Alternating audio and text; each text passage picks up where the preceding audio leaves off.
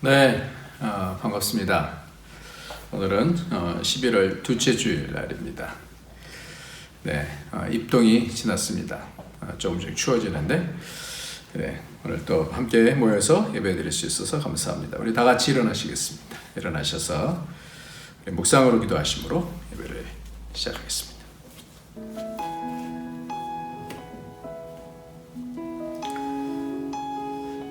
너희는 자유의 율법대로 심판받을 자처럼 말도 하고 행하기도 하라.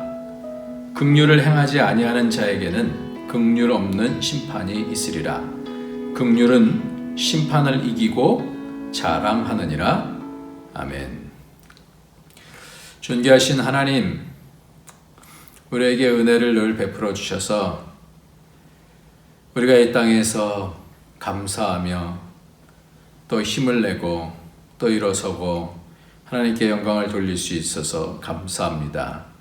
하나님, 늘 함께하여 주시고 늘 은혜 베풀어 주셔서 세상 끝날 때까지 늘 주님 닮아가며 주님 뜻대로 살아갈 수 있는 복으로 채워 주옵소서. 예수님의 이름으로 기도하옵나이다. 아멘. 네, 이 시간에 우리 다 같이 찬송가 75장입니다.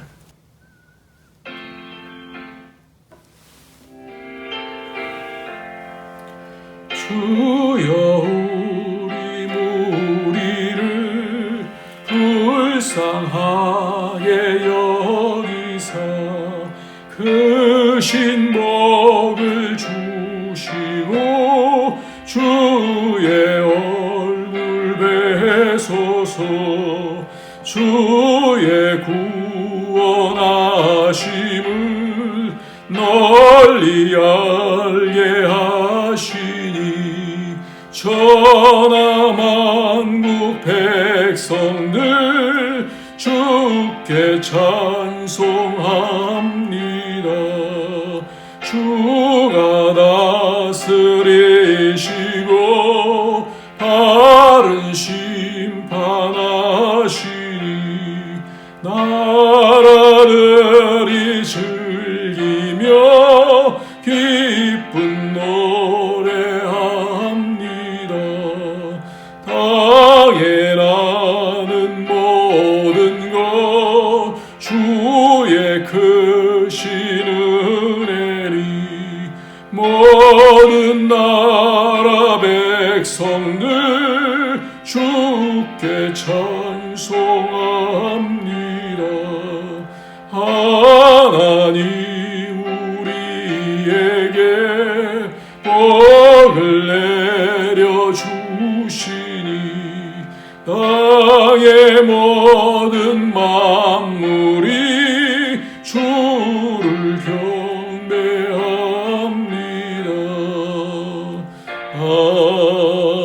아멘. 이 시간 우리 다 같이 회개하면서 하나님 앞으로 나가야 되겠습니다. 회개는 하나님께로 가는 길을 엽니다. 회개를 통하여서 하나님께서 우리의 죄를 용서해 주시고 죄와 사망의 권세를 묶였던 것들이 자유케 되어지고 또 하나님께서 우리를 기뻐 받으시는 그런 시간입니다. 오늘도 하나님의 뜻대로 살지 못했던 것들, 하나님을 기쁘시게 하지 않고 내 생각과 내 고집과 내 마음대로 살았던 것들 용서해 주시고 미움과 원망과 시기와 또 그런 여러 죄악들 가운데서 힘들었던 것들 하나님 다 내놓습니다. 주님께서 치료하시고 우리를 회복시켜 주시옵소서. 다 같이 회개하면서 기도하겠습니다. 존귀하신 하나님 아버지, 하나님께서 오늘도 사랑하셔서 이런 뜻을 따라서 살게 주시니 감사합니다. 연약합니다. 부족합니다.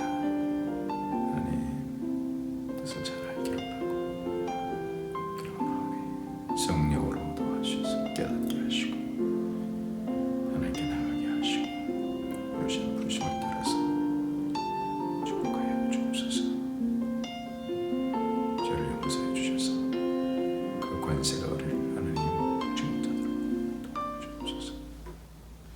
거룩하신 하나님, 오늘 오늘도 예수 그리스도의 피의 능력은 권세가 있어서 하나님 나라를 우리에게 허락하시고 하나님께 가까이 갈 수 있게 하시니 감사합니다.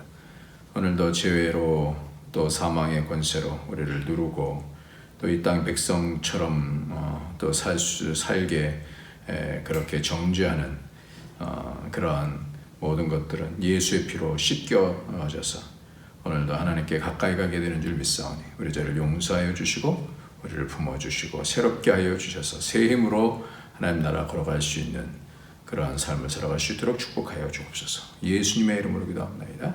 아멘. 네, 오늘은 마태복음 23장 말씀입니다. 마태복음 23장, 마태복음 23장 2절밖에 안 됩니다. 오늘은 마태복음 23장 25절부터 26절까지 말씀입니다. 마태복음 23장 25절 아니군요. 마태복음 23장 23절 24절 말씀입니다. 마태복음 23장 23절 24절 말씀. 같이 읽겠습니다. 시작. 화 있을진저 외식하는 서기관들과 바리새인들이여 너희가 박하와 회향과 근체의 11조는 들이되 율법에 더 중한 바 정의와 긍휼과 믿음은 버렸도다. 그러나 이것도 행하고 저것도 버리지 말아야 할지니라. 맹인된 인도자여 하루살이는 걸러내고 낙타는 삼키는도다. 아멘.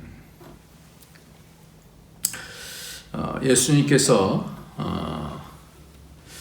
이제 십자가를 지러 가시는 그 마지막의 행로 가운데서 이 땅에 오신 가장 핵심적인 문제를 지금 짚고 계시는 것이죠. 그것이 바로 뭘까요? 예수님께서 이 땅에 오신 것이 뭐 때문에요? 첫 번째 아담이 그 시험에서 졌잖아요. 그래서 그 영광이 다 없어졌지 않습니까? 그래서 벗었으므로 두려워 숨었나이다. 그렇게 됐잖아요. 일단 이 일을 해결하셔야 되는 거죠.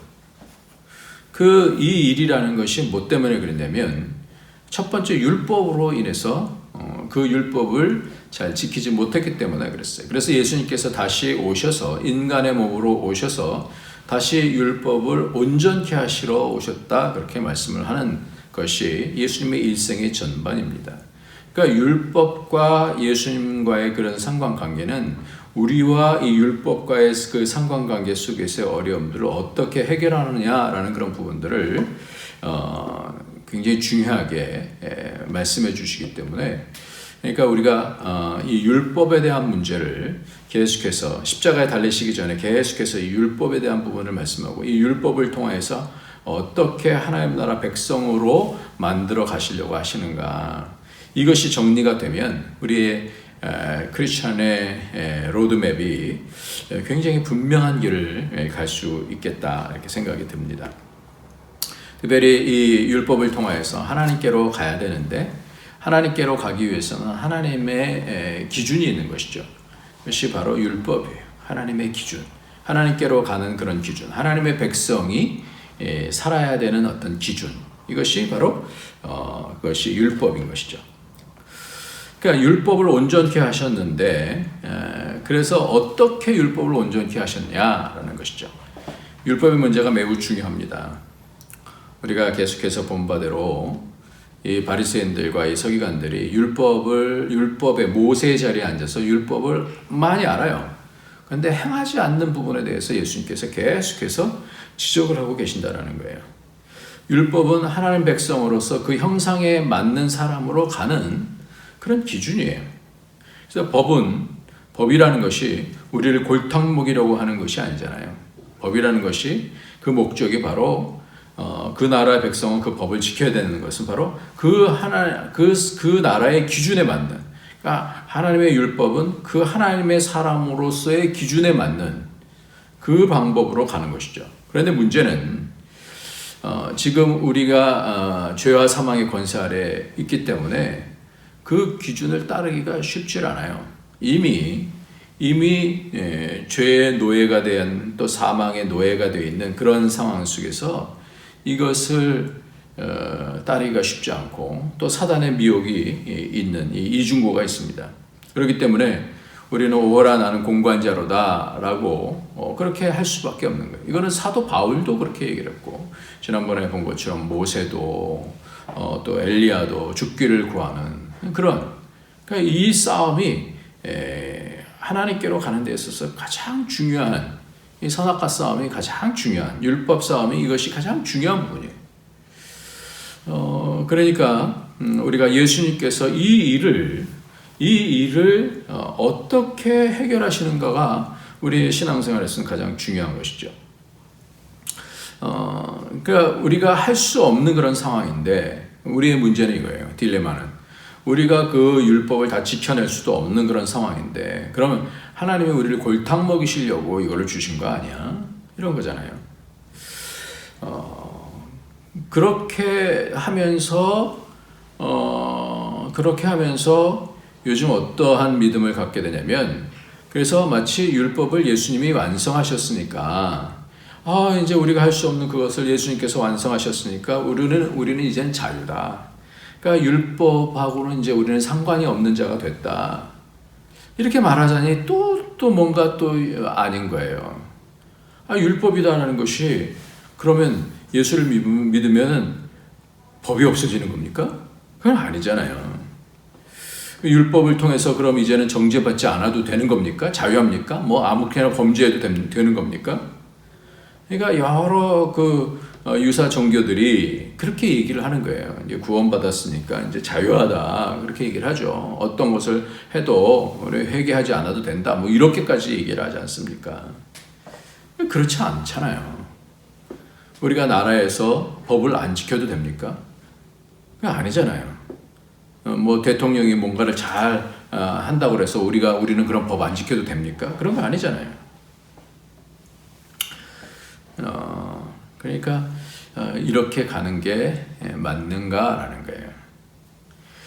그러니까 이렇게 예수님께서 율법을 완성하신 것이 어떤 의미가 있는가라는 것을 오늘 좀 체크를 했으면 좋겠고요.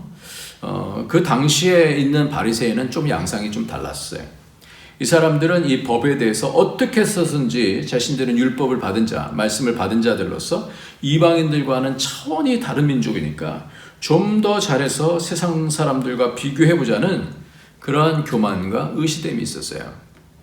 그래서 그러나 자신들도 죄와 사망 가운데 있는 공고한 자이기 때문에 이것을 겉으로는 뭔가 더 강하게 율법을 말하고 더 뭔가 하나님의 백성으로서의 특권을 알리는 그러한 그 겉으로는 뭐 대단하게 하는 것처럼 사람들이 안 볼 때는 그러니까 사람들이 볼 때는 막 이렇게 보이지만 사람들이 안 볼 때는 어떻게 자기 내면 속에서는 이중적인 거예요.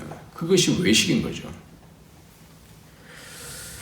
그러니까 다시 원점으로 다시 돌아가서 예수님께서 이렇게 십자가를 이틀 남기시고 이렇게 말씀하시는 그 간절함 속에 있는 것이 뭔가라는 거예요. 그러니까 율법 문제가요 굉장히 중요한 문제입니다. 그러니까 율법 문제가 간단하게 그냥 지나쳐야 될 수 있는 그런 문제가 아니라는 거예요. 그러니까 예수님께서 온전케 해주셨으니까 우리는 뭐 할렐루야, 우리 뭐 믿음으로만 살면 된다 이렇게 하는 그런 부분이 아니다라는 거예요. 그래서 오늘 말씀은 굉장히 중요해요. 왜냐하면 예수님께서 십자가 달리시기 전에 이 율법에 대한 문제를 계속해서 말씀하고 있는 거예요. 행하라 이렇게 말씀하는 거예요. 행하라. 오늘은 외식하는 바리새인들을 향해서 화있을진저라는 것은 네 번째에 해당하는 그런 말씀인데요. 네 번째 말씀이죠. 화있을진저라는 말씀이에요. 그러시면서 11조에 대한 부분을 얘기하죠. 한번 23절 한번 같이 한번 읽겠습니다. 화있을진저 외식하는 서기관들과 바리새인들이여 너희가 박하와 회향과 근체 11조는 들이되 율법에 더 중한 바 정의와 긍휼과 믿음은 버렸도다.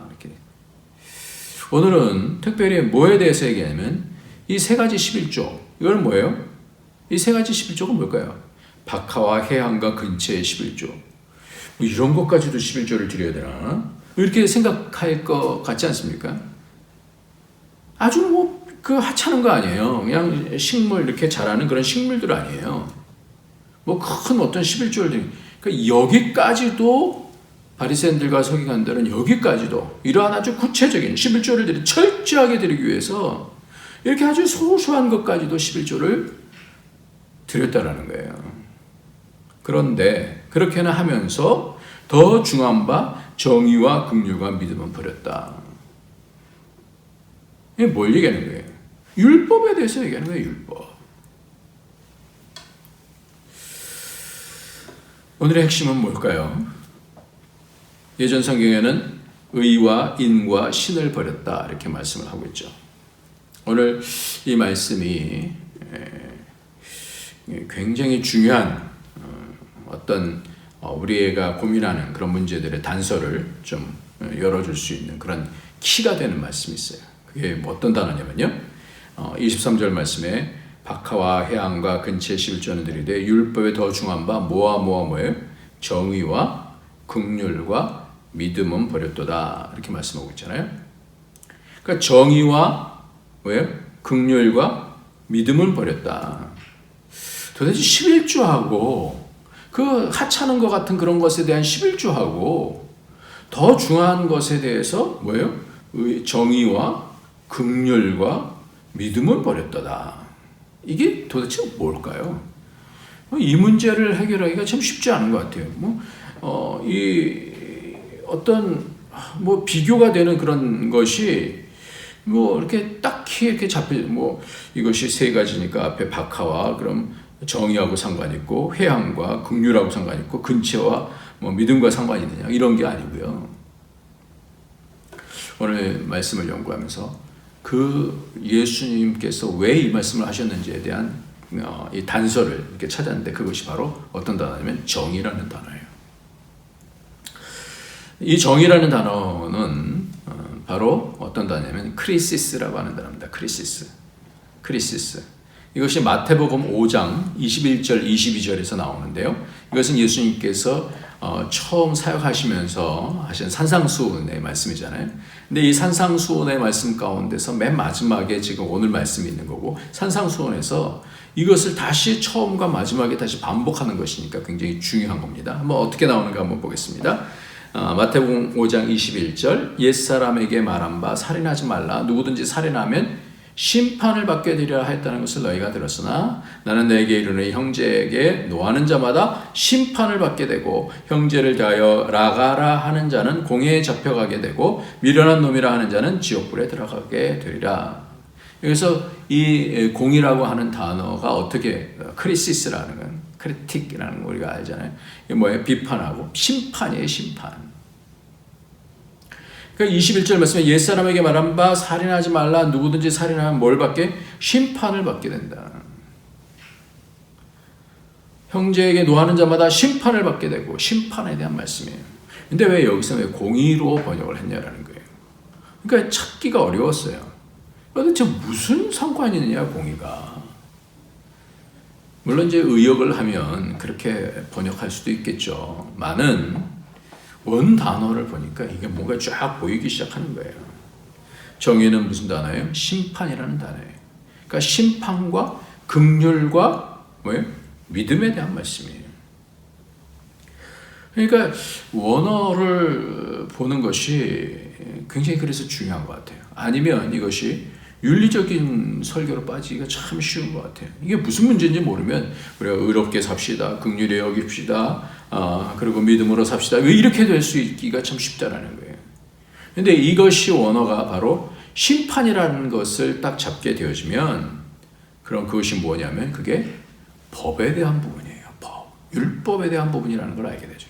그러니까 이게 굉장히 중요한 게 예수님께서 십자가 달리시면서 뭐에 대한 부분을 말씀하신 거냐면 율법에 대해서 온전케 하시게 됩니다. 율법에 대해서 온전케 된다는 것이 뭔지, 왜 율법은 뭘 말씀하는 거니까 율법의 결국은 뭐예요? 심판이거든요. 심판. 법을 가지고 뭐예요? 심판하는 거잖아요. 법이 왜 있어요? 법을 가지고 그 기준을 가지고 심판하기 위해서 있는 거 아니에요? 그러니까 이게 굉장히 중요한 거예요. 법이 여러분 왜 있습니까? 상주기 위한 게 아니잖아요. 법은 뭐 하기 위해서요? 심판하기 위해서 있는 거라고요. 누가 이렇게 잘못했으면 그 기준을 가지고 심판하는 거 아니에요.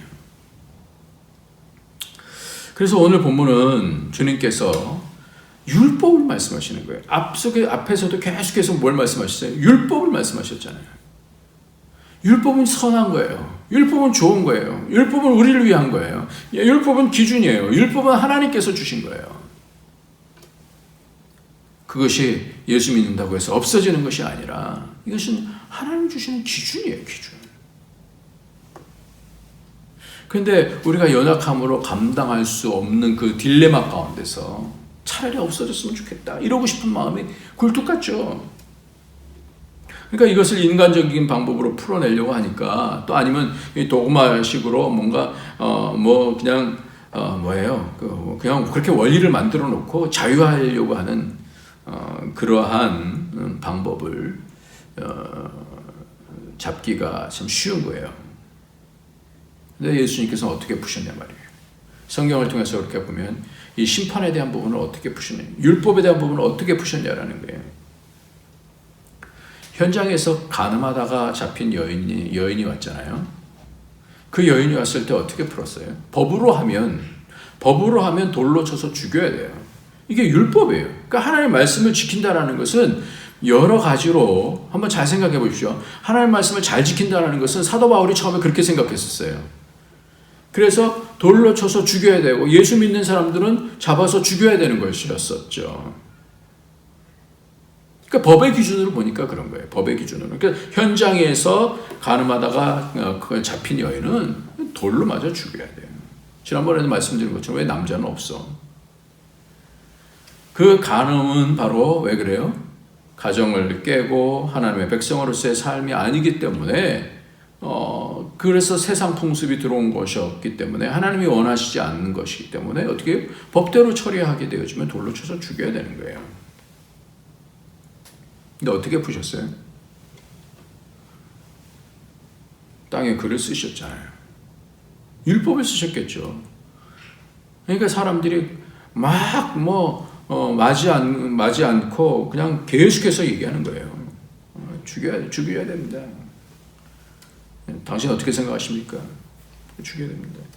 근데 다시 주님께서 죄 없는 자는 돌로 쓰라 그러면서 다시 글을 쓰셔요. 복음이죠. 처음에 쓴 것은 율법이고 이걸 어떻게 해석하느냐라는 거예요.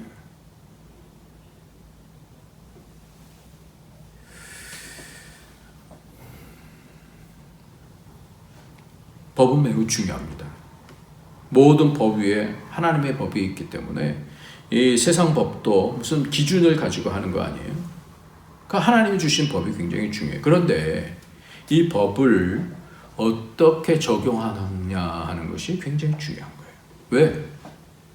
하나님의 법 앞에서는 모두가 뭐예요? 죄인이기 때문에. 다 마땅히 죽어야 되기 때문에. 그러니까 예수님께서 다시 말씀하셨잖아요. 죄 없는 자는 돌로 쳐라. 모두가 다 죄인이에요. 죄 없는 자는 돌로 쳐라. 그러면 예수님은 하나님의 법인 말씀을, 율법을 무시한 건가요? 그러면서 완성하시는 건가요? 그게 아니죠. 그게 아니죠. 그저께인가 그 베이비 박스라고 하는 데가 있어요. 그러니까 미혼모들이나 이런 사람들이 낳았는데 키울 수가 없는 거예요. 그러면 관악구에 있는 주사랑 공동체 교회라는 그런 교회가 있는데 아주 귀한 일을 하는 거예요. 그 문을 열면 이렇게 박스 그 아이를 신생아를 거기다 놓으면 거기를 따뜻하게 만들어놔서 바로 띵동 하고 올리면 그러면 아이를 받아갖고 그 아이를 또 키울 수 있는 사람하고 이렇게 연결해서 아마 하는 것 같아요. 그런데 이 엄마가 20대라는데 20대 초반인지 20대 김씨라 그러는데 친모가 엄마가 이 아이를 그 안에다 놓지 못하고 거기까지 와서 그 앞에 있는 어느 통 위에다가 이렇게 올려놔서 아이가 하룻밤을 지나면서 죽었어요.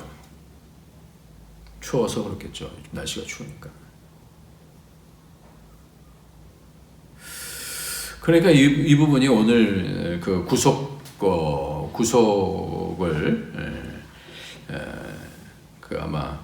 이렇게 하라고 이렇게 검찰에서 했겠죠. 근데 구속 전에 피의자 신문을 열고 증거가 모두 확보되어 있기 때문에 구속영장이 기각이 됐어요. 도주할 우려가 없다고 기각을 했어요. 댓글을 보니까요, 여러 가지 부정적인 얘기들이 많아요. 아이를 버릴 것이라면 나치를 말아야지. 그리고 베이비박스를 몰랐나? 맞은편에다가 유기하다니. 그것도 유기한 날은 추워서 아기가 죽을 수도 있다는 것을 충분히 알았을 것이다. 참으로 비정하고도 독한 엄마다. 댓글에는 막 심판하는 거죠. 어떻게 그럴 수가 있어? 그래서 우리가 생각할 수 있는 것들은 다 동원해서 그거 왜 그 앞에다 놔? 그런 댓글이 쭉 있는 거예요. 그 아빠는 그 누구야? 그 애기 아빠는 누구야 도대체? 이런 내용들이 쭉 많이 나왔어요. 그러니까 우리가 남들은 심판하기 참 쉬워요. 왜? 우리가 알 수 있는 대로 그냥 얘기하면 되는 거니까요. 근데 그것이 나에게 해당된다면, 죄 없는 자는 돌로 쳐라. 나에게 해당된다면, 그러니까 하나님의 심판이다라는 것이 도대체 뭔가요? 그 기준이라는 게 뭔가요? 아이를 낳아서 어떤 상황인지 모르지만 베이비박스까지 가서 거기까지 갔어요. 거기다 눌려갔겠죠. 근데 무슨 용기가 없었다든지 아니면 거기다 놔두면 어떻게 CCTV를 봐서 이렇게 사람이 올 수 있었다라고 생각을 했겠죠. 그런 거 아닌가 생각이 들어요. 우리는 우리의 모든 일은 다 사람들에 의해서, 저도 좀 그런 부분들이 없지 않아 있긴 있어요. 이렇게 판사들이 판단하는 그런 내용들을 보면 이렇게 연약하게 판단을 하니까 이런 범죄들이 많이 생기는 것이 아니야. 그러면서 막 성토를 하기도 하죠. 그러나 그런 판단은 별 의미가 없습니다. 우리가 판단하는 그런 판단은 의미가 없어요. 왜? 상황도 제대로 모르고. 그래서 하나님의 판단이 아니기 때문에 그래요. 그래서 사람의 판단은 그렇게 크질 않아요. 법원의 판단도 최종 판단이 아니에요. 왜요? 지난번에 보니까 연쇄살인 대신에 한 사람을 만들어 갖고 20년 동안 그렇게 감옥에 있게 한 그런 경우들도 보지 않습니까? 인간이기 때문에 그 판단도 또 이렇게 정치에 또 기울 수도 있고요. 그래요. 안 그랬으면 참 좋겠죠. 판사는 중립적으로 잘 이렇게 판단했으면 참 좋겠다는 그런 생각이 들어요. 근데 최종 판단자는 아니에요. 최종 판단자는 누구예요? 모든 것을 보시고 어디서 뭐예요? 공의로 심판하시는 하나님이세요. 그런데 그 심판의 기준이 뭐냐 말이에요. 법으로 율법을 주셨으니까 그 법으로 판단하는 모든 사람이 다 죽게 되는 거예요. 그러니까 그 가운데 있어서 하나님께서 주시는 그 내면적인 하나님의 기준이 뭐냐라는 거예요. 예수님 지금 십자가를 앞두시고 죄의 심판을 받으러 가시는 중입니다. 모든 사람들의 죄를 다 담고, 거기는 현장에서 간음에 잡힌 그 여인의 죄도 짊어지시고, 아기를 베이비박스에 버려두고 간 그 20대 김 씨의 죄도 짊어지시고, 나의 그 여전히 하나님을 제대로 섬기지 못하고 이기적으로 세상적으로 살아가는 하나님 백성이라고 하면서도 세상 백성과 다를 바가 없는 나의 죄를 위해서 지금 십자가에 지금 지러 가시는 거예요. 영혼 가운데서 보면 시간은 별로 그렇게 크게 중요하지 않아요. 주님께서 우리의 모든 죄를 다 지금 짊어지고 가시는 중이에요. 그러시면서 하시는 얘기가 있어요. 가장 핵심적인 것이 바로 오늘 말씀이 화했을진저 서기관들과 바리새인들. 남은 정죄하면서 결국 자신들은 숨어서 죄를 저지르는 자를 향해서 오늘 그 율법을 말씀하십니다. 율법. 박하와 회향과 근체의 11조. 그렇게까지 자세한 것에 대한 11조를 드리면서 율법의 더 중한 바 그 핵심을 놓쳤다는 것입니다. 이것도 행하고 저것도 버리지 말아야 될 것이라는 거예요. 이 구체적인 11조를 드리면서 얼마나 뿌듯했겠어요. 지금도 교회에서 만약에 이렇게 어떤 사람이 파의 11조, 나물의 11조, 무의 11조 이렇게 드렸다고 한번 생각해 보세요. 굉장히 칭찬받지 않겠어요? 마음도 뿌듯했을 거예요. 저렇게까지 하나님 말씀을 잘 지키는 사람이야. 그런데 11조의 의미는 뭘까요? 11조의 의미. 11조를 드리는 것은 우리가 우리의 물질의 11조를 드리니까 물질 때문에 사는 것이 아니라 하나님 때문에 살아간다는 것을 고백하는 것이 11조 아니에요. 딱 떼서 10분의 1을 떼서 하나님 우리는 살아가는 것이 결단하는 거죠. 가운데서 10분의 1을 떼서 하나님께서 우리의 삶을 주관하시는 겁니다. 이 돈이 우리를 주관하는 것이 아닙니다. 사실 물질이라는 것은 아무리 많이 가져도 부족하기 때문에, 그런데 그렇게 부족하게 느껴지는 상태에서 10분의 1이라는 큰 분량을 떼어서 드리는 것은 우리를 두렵게도 만들어요. 어떻게 10분의 9만 가지고 살아갈 수 있을까? 여러 가지 헤아려 보면 아깝고 그거 모으면 또 뭘 살 수 있을 텐데 그러지 않겠어요? 하지만 이렇게 11조를 드림으로써 내가 살아가는 것은 물질로가 아니라 하나님께서 나를 살리신다라고 하는 그런 고백이에요. 이게 믿음의 고백이죠. 하나님이 그 초점이 있다는 거예요. 하나님이. 그러니까 그 여러 가지 박하와 해안과 근처에 11조를 드리면서 내가 여기까지 드렸다라는 것이 어떤 거예요? 자기 의의가 될 수 있다는 거예요. 근데 이 초점은 어디 가야 되는 거예요? 하나님 앞에 있는 거예요. 하나님 앞에. 모든 것들에 대해서 하나님이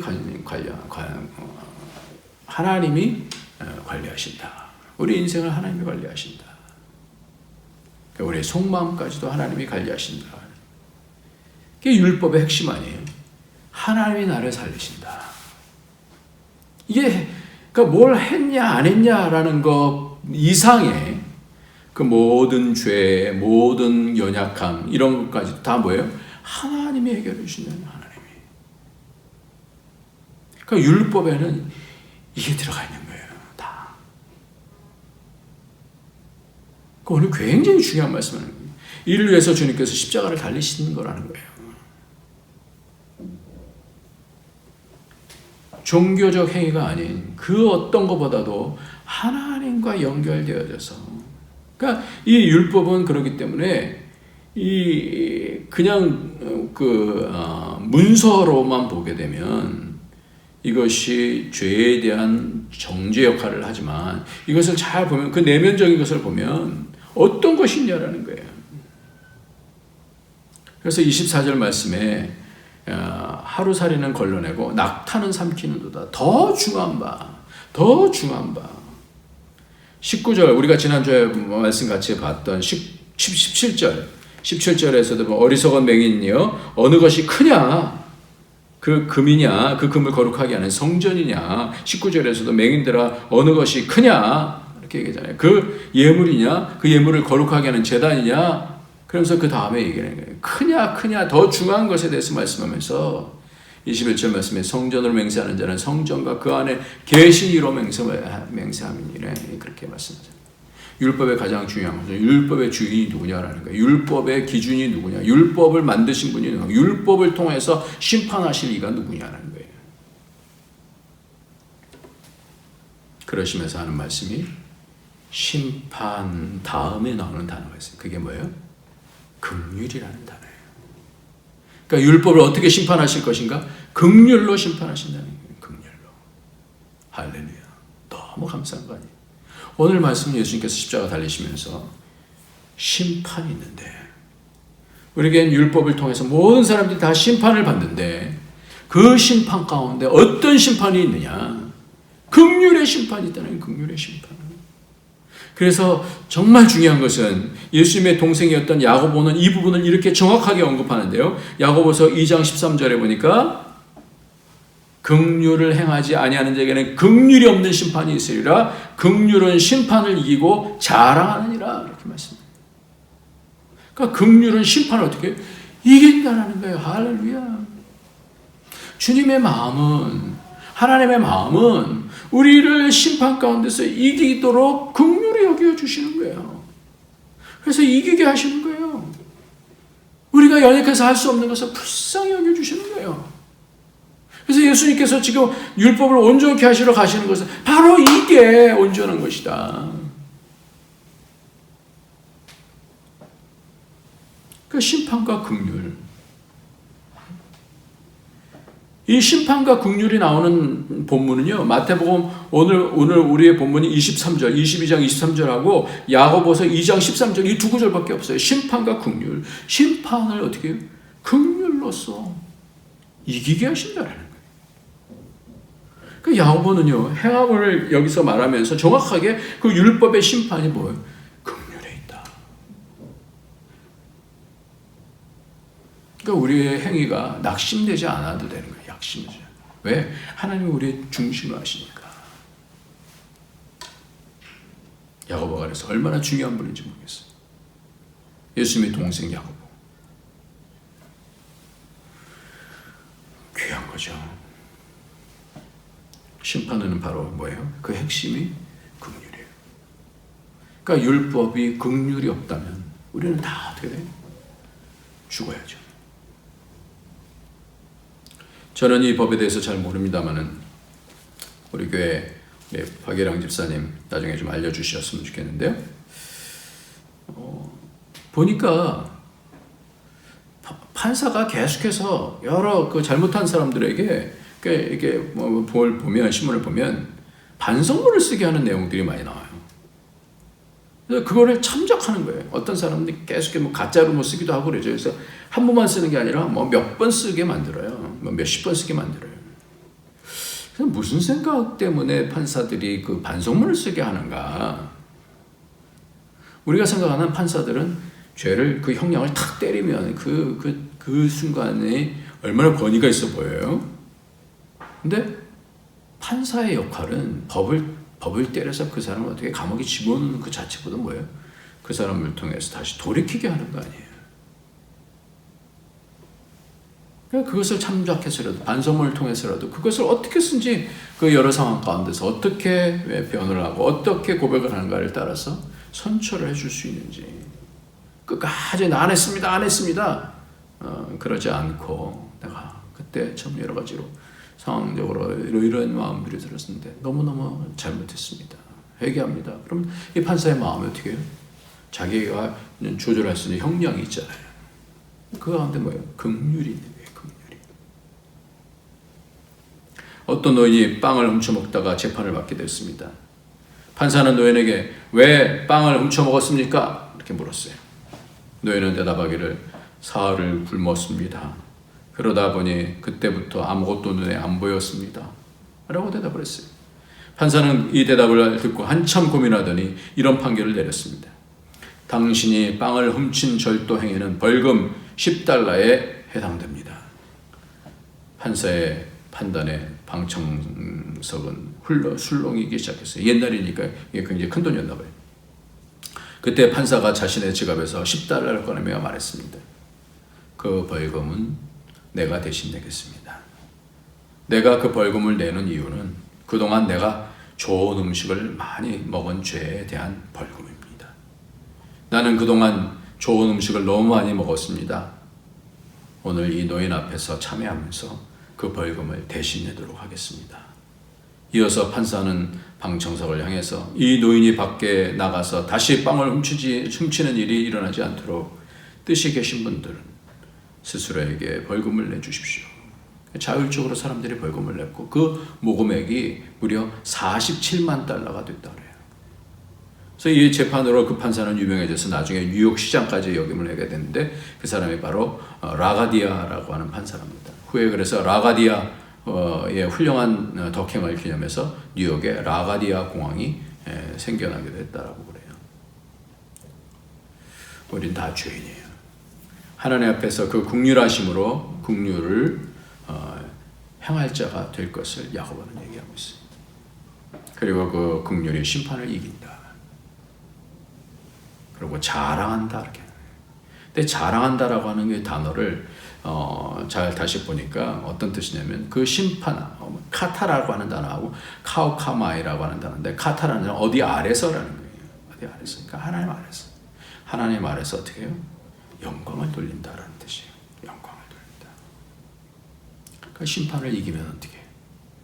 하나님의 긍휼을 통하여서 우리가 심판을 이겼을 때 하나님께 영광을 돌리는 거예요. 우리 주님께 영광을 돌리는 거 아니에요? 긍휼하심의 그 기준이 바로 우리 주님이잖아요. 그 사랑의 기준이 우리 주님이잖아요. 주님은 지금 그 십자가를 지시면서 하나님의 긍휼하심에 대한 그 마음을 그대로 가지시고 사명을 감당하시는 것입니다. 이게 뭐예요? 이것을 받아들이는 것이 믿음이고 나도 주님처럼 긍휼히 여기겠다라고 하는 것이 믿음이지 않습니까? 심판 앞에서 우리는 겸손해져요. 내 모든 잘못을 다 내려놓고 모든 판단의 주체가 되시는 하나님의 판단을 기다리는데 그 가운데서 주님께서 우리에게 더러운 옷을 벗겨주시고 흰 옷을 입혀주시는 거예요. 죄 없다. 이거를 우리는 믿어요. 이것은 우리를 믿어요. 그래서 오늘 말씀 가운데서는 율법의 핵심이 바로 뭐냐? 심판과 긍휼과 믿음이라는 겁니다. 믿음. 하나님의 긍휼하심. 제가 이 긍휼에 대한 말씀은 늘 마음속에 참 이 말씀이 너무 좋아요. 예레미야에가 있는 3장 19절부터의 말씀인데 제가 이 말씀 읽고 정리하겠습니다. 내 고초와 재난 곧 쑥과 담즙을 기억하소서. 내 마음이 그것을 기억하고 내가 낙심이 되오나 이것을 내가 내 마음에 담아두었더니 그것이 오히려 나의 소망이 되었사옴은 여호와의 인자와 긍휼이 무궁하심으로 우리가 진멸되지 아니함이니이다. 이것들이 아침마다 새로우니 주의 성실하심이 크시도소이다. 내 심령이 이르기를 여호와는 나의 기업이시니 그러므로 내가 그를 바라리라 하도다. 기다리는 자에게나 구하는 영혼에게 여호와는 선하시도다. 사람이 여호와의 구원을 바라고 잠잠히 기다림이 좋도다. 기다리는 자에게나 구하는 영혼에게 여호와는 선하시도다. 긍휼히 여겨주시는, 긍휼히 여겨주시는 예수님은 우리를 긍휼히 여기시는. 그래서 마태복음 9장에도 보면 19장 36절에 무리를 보시고 민망히 여기셨어요. 긍휼히 여기셨어요. 이는 저희가 목자 없는 양같이 고생하며 유리함이라. 히브리서 4장 15절에는 우리에게 있는 대제사장은 우리의 연약함을 채울하지 아니하는 자가 아니요 모든 일에 우리와 한결같이 시험을 받은 자로 돼 죄는 없으시니라. 베드로전서 3장 8절 9절에는 마지막으로 말하니 너희가 다 마음을 같이하여 채울하며 형제를 사랑하며 불쌍히 여기며 겸손하며 악을 악으로 욕을 욕으로 갚지 말고 도리어 복을 빌라. 이를 위하여 너희가 부르심을 입었으니 이는 복을 유업으로 받게 하려 하심이라. 주님의 긍휼하심을 따라 우리도 긍휼히 여기는 자가 되는 것이, 이것이 율법을 온전케 하시는 하나님의 목적이라는 것이죠. 채울 지수라는 게 있어요. 채울 지수. 동일시하는 마음. 채울 지수. 어더버시티 쿼티엔트라고 하는 채울 지수가 있는데, 이 채울 지수가 높은 것은 사랑이 풍성해지는 거예요. 선행이 뭘까요? 그 처음이 뭘까요? 불쌍히 여기는 거예요. 불쌍히 여기는. 가정도 부부도 나이가 들어가면 어떻게 돼요? 서로 불쌍하게 여기는 거예요. 연약함도 많죠. 그러니까 율법적으로 서로 정죄하면 너무너무 힘들죠. 당신 때문에 그랬어. 정죄하면, 정죄는 뭐예요? 정죄를 낳게 돼 있어요. 왜냐하면 공격당하니까 그것에 대한 반응을 하게 됩니다. 그러나 긍휼히 여기면 그럴 수도 있지. 이렇게 분위기가 달라지는 거예요. 하나님의 구원은요, 어디 있느냐? 긍휼하심에 있어요. 그래서 로마서 9장 15절에 모세에게 이르시되 내가 긍휼히 여길 자를 긍휼히 여기고 불쌍히 여길 자를 불쌍히 여기리라. 하나님이 율법을 받은 이 모세를 향해서 출애굽기 33장 17절에서부터 보면 이 말씀하는 거예요. 19절 말씀에 보니까 여호와께서 이르시되 내가 내 모든 선한 것을 내 앞에 지나가게 하고 여호와 이름으로 내 앞에 선포하리라. 나는 은혜 베풀 자에게 은혜를 베풀고 긍휼히 여길 자에게 긍휼을 베푸느니라. 오늘도 우리가 하는 선행은 우리가 하는 게 아니죠. 하나님이 우리에게 베풀어 주시는 은혜를 기억하며 나를 불쌍히 여기시는 것을 알고 모든 것 다 심판받을 것이지만 나를 긍휼히 여기심을 알고 그 예수 안에서 긍휼히 여김을 받고 남도 긍휼히 여기고 믿음으로 살아가는 것이 바로 우리의 신앙인 줄 믿습니다. 저 여러분이 그런 복 가운데서 승리하기를 예수님의 이름으로 축원합니다. 아멘. 하나님 아버지 감사합니다. 오늘도 말씀 가운데서 주시는 하나님 우리를 사랑하시는 그 은혜 예수 그리스도를 통해서 끝까지 우리를 사랑하시는 어떻게 사랑하시는지 보여주시니 감사합니다. 하나님 속는 자 되지 않게 하여 주시고 주님 닮아갈 수 있는 복으로 채워 주옵소서. 예수님의 이름으로 기도합니다. 아멘.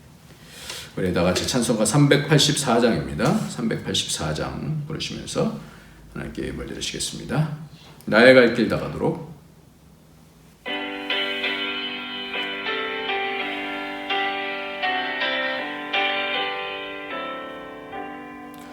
나의 갈 길 다가도록 예수 인도하시니 내 주 안에 있는 긍휼 어찌 의심하리요. 믿음으로 사는 자는 하늘 위로 받겠네. 민의를 만나든지 만사형통하리라.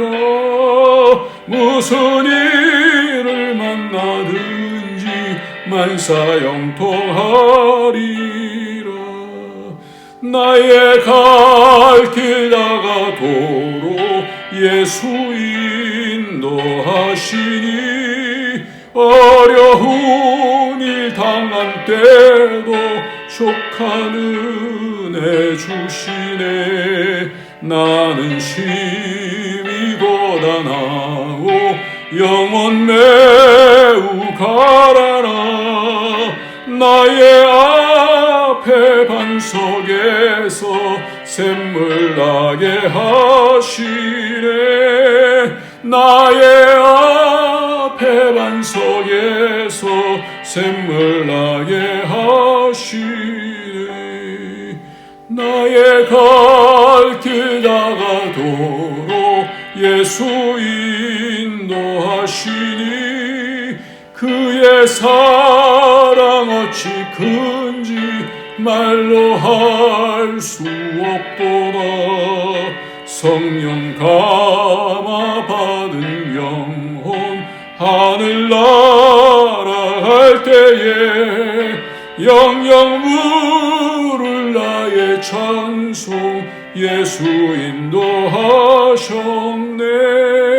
영영 물을 나의 찬송 예수 인도하셨네.